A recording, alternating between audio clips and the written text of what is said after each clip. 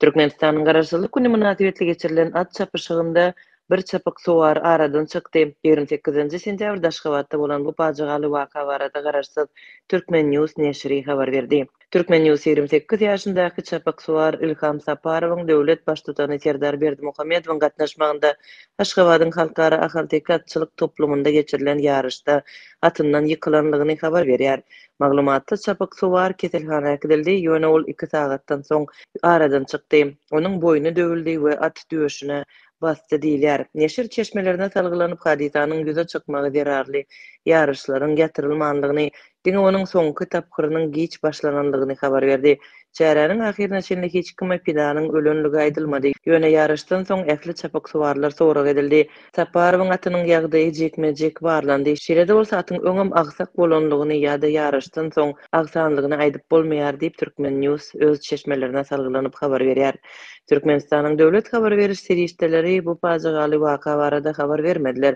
Häkimetler wakany kommentirlemediler. Türkmen portal online neşrinde prezidentiň bayragy ugrundaky ýarışlarda göreşiň ajaýyp we tolgundurjy bolanlygy habar berildi. Neşir ýeňeji çapyk suwarlara prezident Serdar Berdimuhammedowyň adyndan 300 000 manatlyk esasy bayragy öz içine alýan uly pul bayraklarynyň gowşurlandygyny habar berdi. Jemi 900 000 manatlyk bayragyň ugrunda göreşen 75 7 tapkyra 10 adamdan gatnaşypdyr. Garaşsyz Türkmen News neşri öz çeşmelerine salgylanyp ölen Ilham Saparowyň öňkü prezident Gurbanguly Berdimuhammedowyň ýeçiligindäki atda çapanlygyny habar berdi. Türkmen News çeşmeler Saparowyň adaty bir çapyk suwar däldigini aýdýarlar. Onuň kakasy Derýa Saparow öňkü prezidentiniň şahsy atşynat wezipesini ýerine ýetirýär diýip habar berýär. Neşriň maglumatyna görä merhum Bagyr owasynda jaýlanypdyr. Hoşlaşyk dawrasyna ýokary derejeli resmiler hem gatnaşypdyr. Türkmenistanda döwlet senelerinde bayramçylykly at çapyşyklary däbe öwrildi.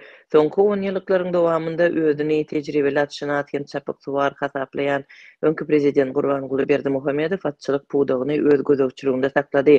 Geçmişde Berdimuhammedow çapyk suwar hökmünde at çapyşyklaryň birnäçesine gatnaşyp, mydama ýeňiji hökmünde glan edildi.